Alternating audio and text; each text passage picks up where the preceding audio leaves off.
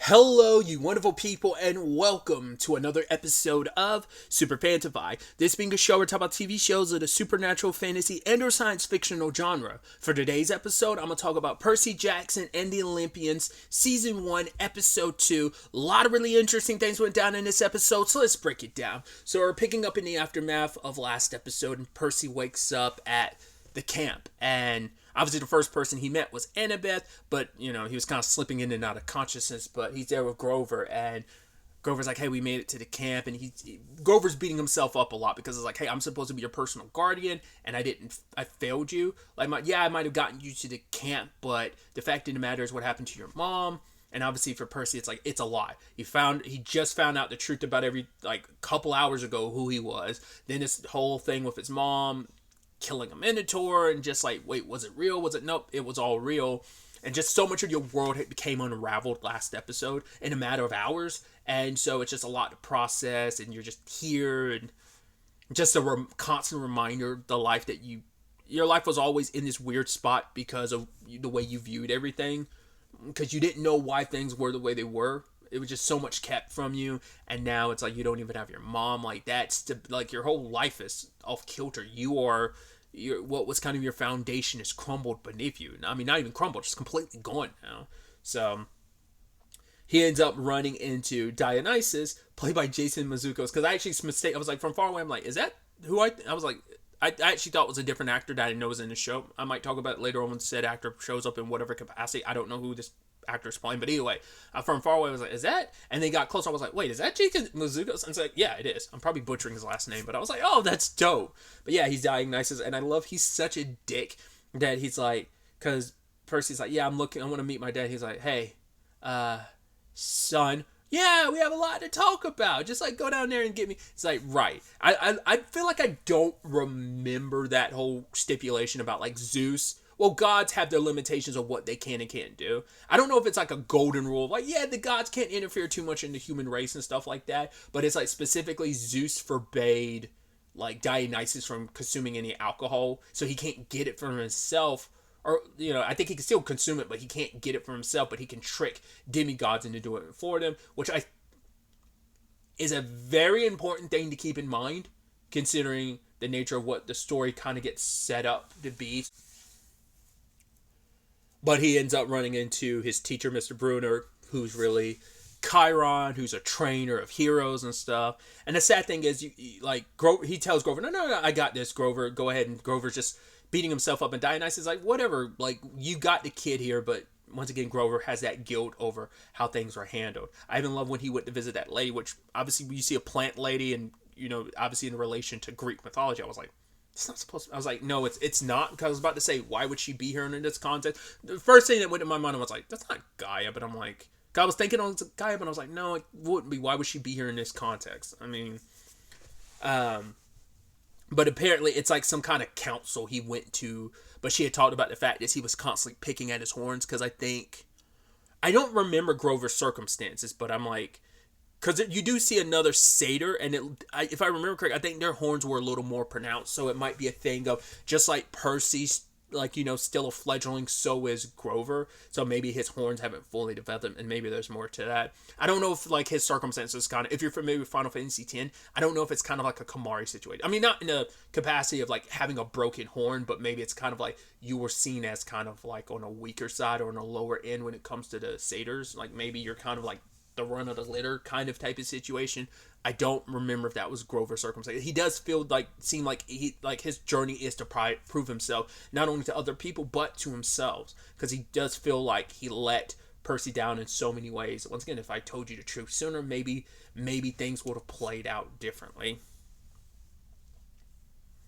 Then obviously we get introduced to the element of, hey, like, there's the different houses. Because I was watching something recently where someone was talking about Percy Jackson who was unfamiliar. They know, like, what it's about, like, to some extent. They knew it had to deal with, like, gods, but they were like, oh, it's kind of like Harry Potter. It's like, yeah, it actually is. I mean, it's in that same, like, vein and genre of, like I said, maybe it falls into that young adult storyline. I don't know, like, would these be classified as, like, young adult books or not.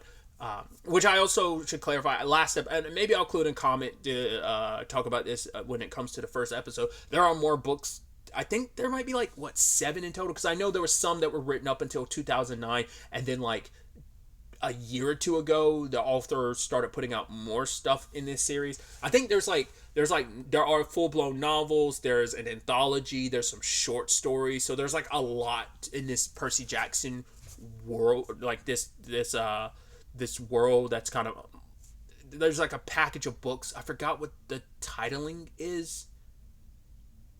I think it's like it's something the title has something to do with the camp, of like the collection of everything. So I was like, I read something that was like one in 2 or 3 5-part novels or something like that. I don't remember off the top of my head, but like there's more to the books. I don't.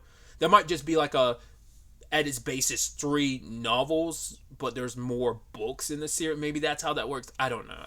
I read it a little bit about it last night, and I don't remember off the top of my head. But either way,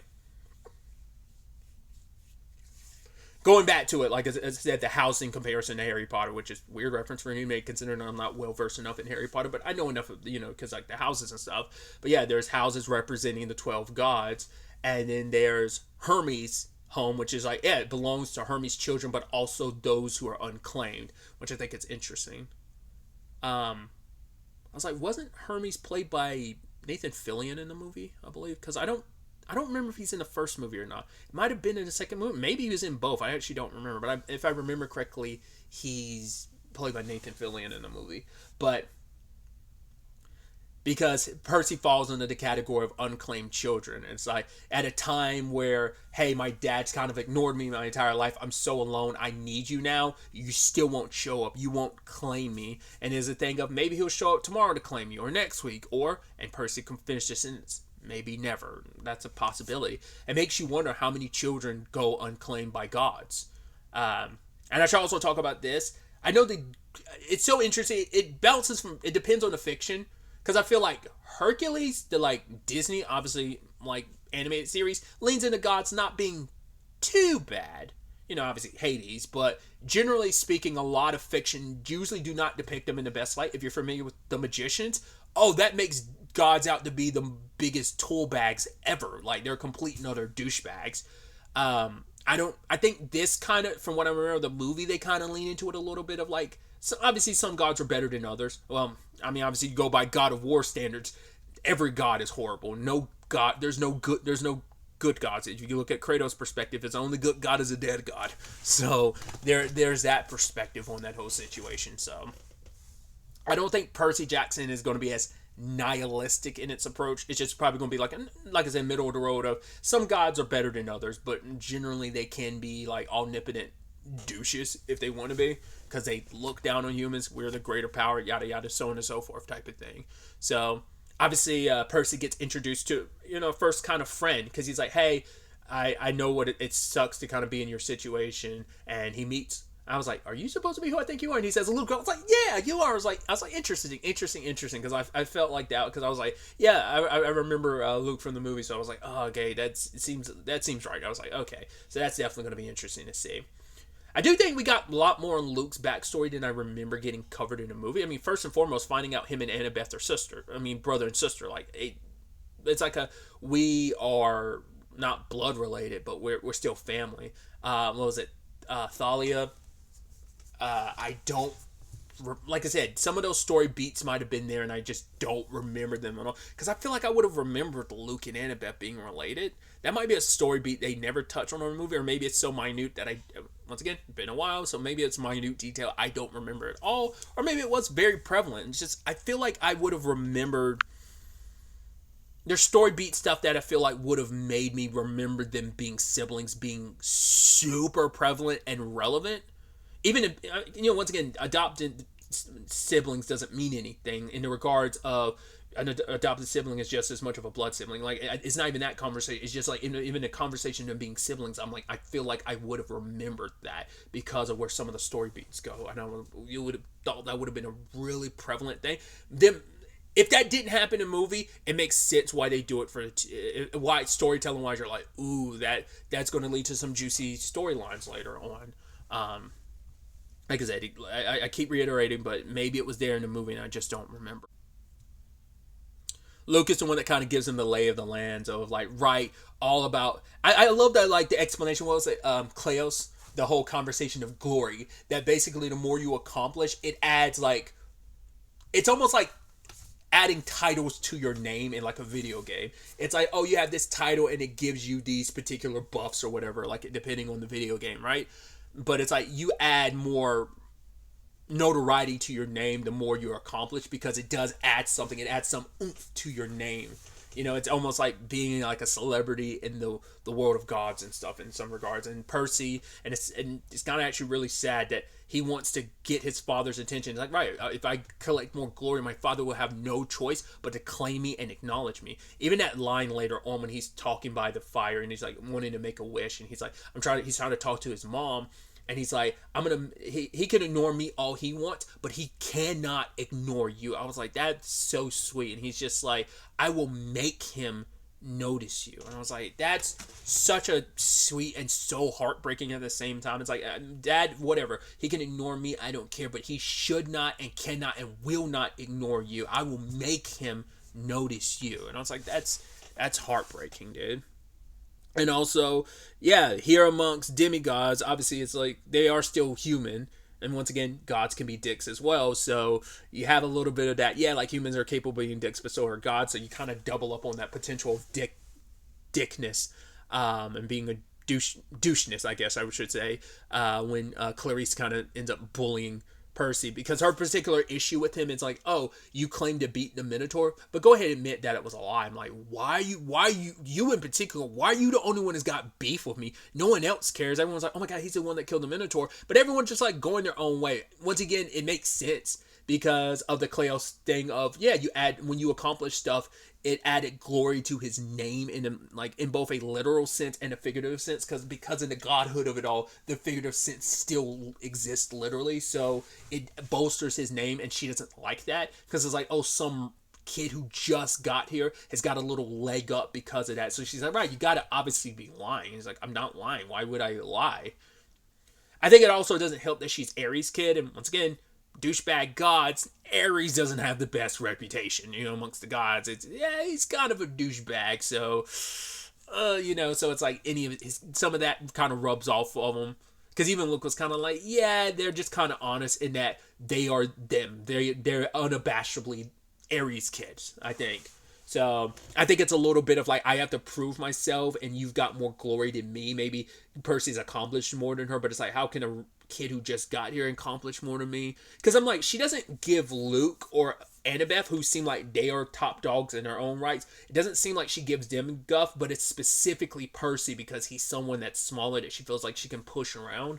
So, I mean, that's any bully situation, and you're going to pick on someone you deem smaller or weaker than you, so it's understandable. But it's like to bolster yourself up, because it's like, no, I am a child of Ares, like I should be the battle-hardened warrior. How is it that this kid who is unclaimed at that, like, better than me in any capacity? So I think that's what really rubs her the wrong way. I mean, it came up in episode 1 about like the insecurities of being a big part of why bullies do what they do. Like, it's just, hey, something in their own life is messed up or broken, and they just lash out at someone else to make them feel the way they felt. So the same thing is kind of applicable here. So, but I love they're trying to find the thing that Percy can be good at. Tries the archery thing, which I love that the girl tries to light it. He's like, I wouldn't do that. And he tries to fire it and misses, and some people had to duck. He's like, should I try it again? They're like, no. Then he tries doing the blacksmithing. Did not work. Almost started a fire, and Luke had to drag him away. It's just like, oh, is there a god of disappointment? They're like, well, there is this goddess, but, she's actually not the goddess of disappointment. She's kind of the goddess of failure. And it's just like, yeah, that I was kind of saying that rhetorically. I didn't need an actual answer. The goddess they were saying, like, it was like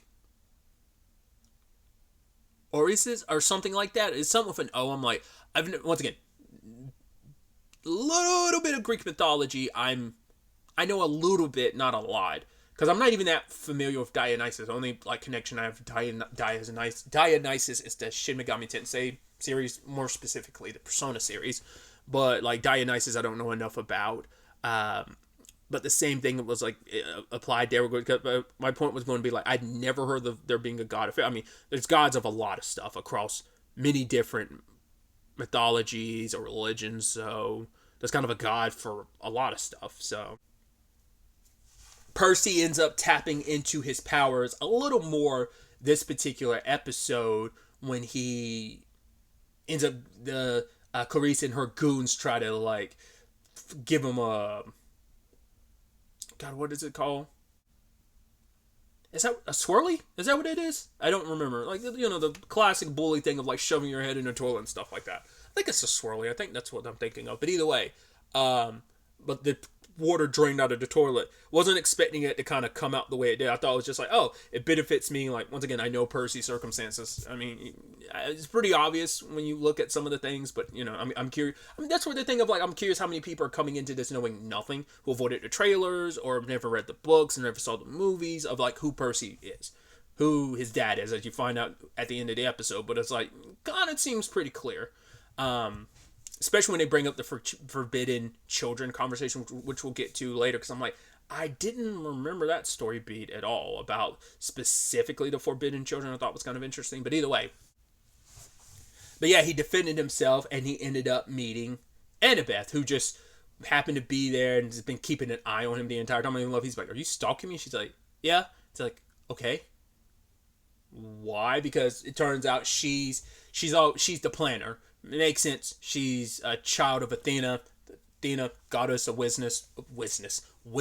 Makes a lot of sense that you'd be kind of like, you have a lot of forethought. You'd see kind of the chessboard and see she's been waiting because she was told that there would be a demigod that would come here who would be on a quest that even Chiron wouldn't be able to stop, that she would need to be a part of, because she wants kind of glory in the same regard, but like there's a very important quest that she feels like she needs to go on, and she's been looking for that demigod, and usually after a day or two she's like, oh, this person isn't them, but she's kept an eye on Percy this entire time, so it seems like he might just be that person. But there's also the conversation of forbidden children, going back to that, what I thought was interesting, basically because Zeus, Poseidon, and Hades all had children that were growing too powerful, so they're like, cool, no more having children on any of our parts. And so they made a pact, but Zeus broke that, which what was her name? Thalia, she was Zeus's child, and that leans into the whole, I think that's why Percy's circumstances of being hunted down have even more, because like once again, even Ms. Dobbs said it, like, you have it, don't you? We find out in the context of this episode, the thing he's accused of having is the Master Bolt, the lightning bolt. That's the first book, and that's what the movie's about, is the Percy is accused of being like the lightning thief, because he's caught between a war between the two brothers, Zeus, well, because I think specifically those trio of Zeus, Poseidon, and Hades are all siblings, I believe. I could be mistaken. I believe they're all siblings. Not obviously they say Zeus and Poseidon, but I'm pretty sure Hades is too, because that's why he's in that trifecta. Zeus and Poseidon are potentially going to go to war over this Master Bolt if it's not returned in like a week, and it's up to Percy to kind of partake in this and everything. Once again, this is the main crux of the story. It does lead to some interesting questions that I don't remember if I ever get answered. Is the whole, do demigods have, like, what is their lifespan in comparison to a human? Obviously, because that's a whole lengthy conversation of, do gods die? I'm sure gods can die, but like, do they die of old age? Most likely not. They'll probably like can only fall by the hands of like another god. But how long do demigods live? Do they have do they have the lifespan of a human? Do they have a longer lifespan? Like, do they age slower than a human? So like, could Percy live for like 200 years instead of like maybe 80 or like stuff like that? I don't know if that's something that's ever really covered. I don't remember that ever really getting covered. I'm sure, once again, depending on the storytelling, I'm sure that varies from storyline to storyline. Because a big question then becomes like, well, where are the other demigods? I mean, obviously we have some like here on, we have some here at the camp and stuff, but what about like Zeus and Hades and Poseidon, and made the promise not to have any more kids? Where are those other kids? Which, if I'm not, and once again, do correct me, That's not the Titans, is it? The Titans aren't their kids. No, because, like, is it... God, because I know some of that dives into future story stuff, so that's why I'm, like, being so reluctant to talk about it. Because I know I'm, like... Because I think that would involve the person that Percy's seeing in his dreams. I'm like, isn't that supposed to be... I don't... Do correct me if I'm wrong. Maybe I'm completely wrong, but, like, doesn't it feel like that might be Kronos? I've actually got it backwards. I think it's the other way around now. I'm like, I think the Titans are the parents to the gods. It's almost like that American Gods thing, the new gods versus old gods type of thing. I think it's kind of in a similar boat to that. Once again, my knowledge is god awful, but I was still wondering, like, is that voice he's hearing? I'm like, is that supposed to be Kronos? I don't think that's Hades, but I'd assume that maybe that's Kronos because I know, like, the Titans do play a role in the storyline here. Once again, don't take everything I'm saying for, like I said, I'm so unsure about a lot of stuff, but my whole point was, like, where are the rest of their kids? It was kind of my whole point before I went on that whole diatribe. I was like, because, I mean, are they out there in the world? Did they just naturally die or whatever? I don't know. But my also other point was, like, maybe that's why Percy specifically is being hunted down, because it's like, well, for one, forbidden children are the ones that are hunted down the most because Thalia ended up dying. So that's what it comes down to. Plus, there's also the element of, well, Percy in particular is kind of regarded as they believe him to be the thief. So, but either way, that team challenge ends up happening, and Percy is obviously on Luke and Athena's team. She wants to win 4 times in a row because I think they've won 3 times in a row, and I think like the record would be winning 4 times in a row. So I love that she's got Percy with her, and she's kind of a silent type. I think she planned so much ahead that she's just kind of like, I think it's probably hard for her to kind of interact with people when it's like, hey, I see the chessboard, no one else does. So when you have the bigger picture, it's a little harder to explain people, because I think it's that of a thing of you don't want to kind of tell the future too much, because things won't go the way you want them to unless you kind of let the free will of it all play out. Because it's probably like, hey, there's a higher percent chance this will happen, but if I want to guarantee this happen, X to happen instead of Y, then I have to make sure I don't interfere too much. I've got to let things kind of play out. So she kind of left Percy by himself, which I love that, because Luke at the same time was like, nah, Athena's got it planned out. She's like, Percy will step up when the time comes, and then hard cut to him flossing and then just pissing and just like whittling away his time until Clarice shows up and tries to maim him. Once again, she's like, I don't even want to maim you or hurt you. I just want you to admit. Once again, it's an ego, it's a pride situation. And her and her goons, you have like 3 or 4 of you, and you still couldn't fully take Percy down. He didn't even use, because I'm pretty sure that's not, maybe it's the same sword, but I think he never actually, I don't think he uses his sword that he used against the Minotaur, is it? Because Chiron told him magical items, they stick with you. They're kind of bound to you unless you willingly give them up. They'll always find a way back to you. So I thought that was kind of neat. But I don't think that's the same. Maybe it is, but I don't think that's the same sword from last episode. I think he was just using the standard sword everyone else was, but his was gold, so maybe it was the same sword. I don't know. He did say like, "Oh, I need a sword," so it was the one he was carrying on him. So it probably was the same one. It seemed different, maybe because it wasn't having the glow to it like it did last episode. So it seemed like a different sword. And like I said, maybe it was.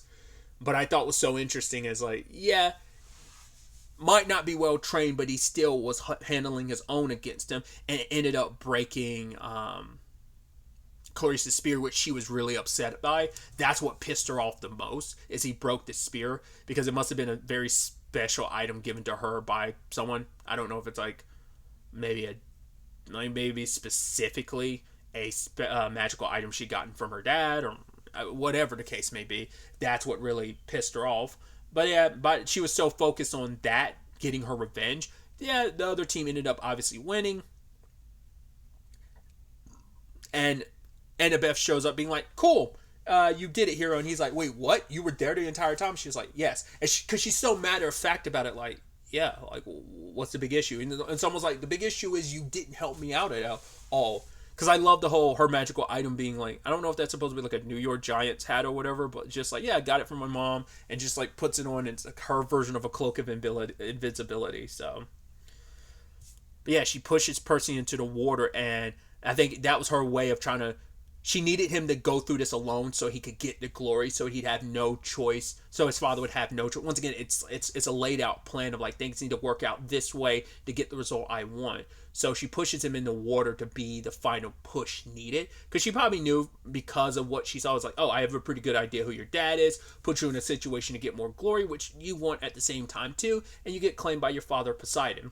He's the only forbidden child at the, because I mean, because none of the like, he's probably the only other forbidden child that's out there. Like Dahlia might have been the last one. We don't know if Hades has any at all, but that's also what makes Percy such a problem, because it's like you're the child that shouldn't be. We made a pact, and we like that pact was broken first by Zeus, so I guess that made Poseidon go like, okay, I'm gonna break it too. And maybe it also could be a thing of, well, I also fell in love and I couldn't help it, so yada yada, so on and so forth.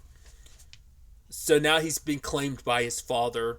He has to go on this quest, because obviously before all this,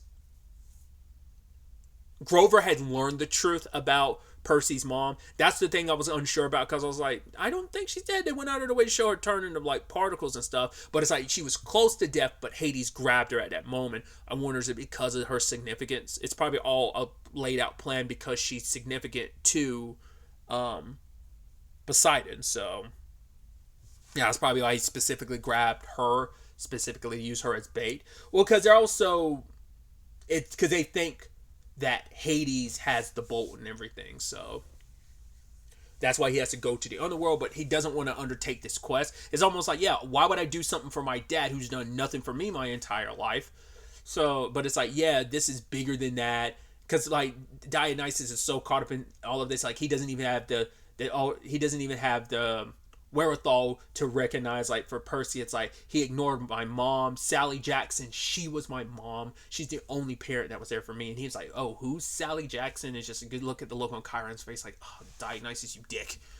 But like my point was, Grover knew earlier, and he wanted to tell Percy the truth, especially considering like, right, we're in this little awkward place we are right now because I lied to him for so long, and I want to tell him the truth. He needs to know his mom's still alive. She's entrapped in the underworld. But he's able to finally tell them the truth, where it's like they want him to go on this quest, which is like, hey, he deserves to know the truth as well. And it's like, you want him to go on this quest? Tell him the truth about his mom. Like, you go down there on this quest, you might be able to find a way to bring her back. So Percy reluctantly goes. He doesn't want to go for his dad's sake. He wants to go for his mom's sake. So it's kind of like a 2-for-1, but his main goal is getting his mom. So we have the beginning sparks of our journey, our quest. But either way, a lot of very interesting developments. I'm curious to ultimately see where all this ends up taking us. Once again, it's awkward to have those conversations, considering I know where the story is going to go. Not awkward, but it's just so interesting to say that, like, I have an idea, but once again, to see what they change from the little I remember, and also see what they kind of expand upon, and maybe get some answers to some of these questions I have that maybe the movie answered, maybe they didn't, maybe some of these are answered in the book. Some of the questions I have might have been answered in the books, but never in the movie. So just curious to see what ends up happening next going forward with all of this. But really, that's all I wanted to talk about. Till the next time we meet, be happy, be safe, live life to the fullest, and enjoy it. Good day, and goodbye.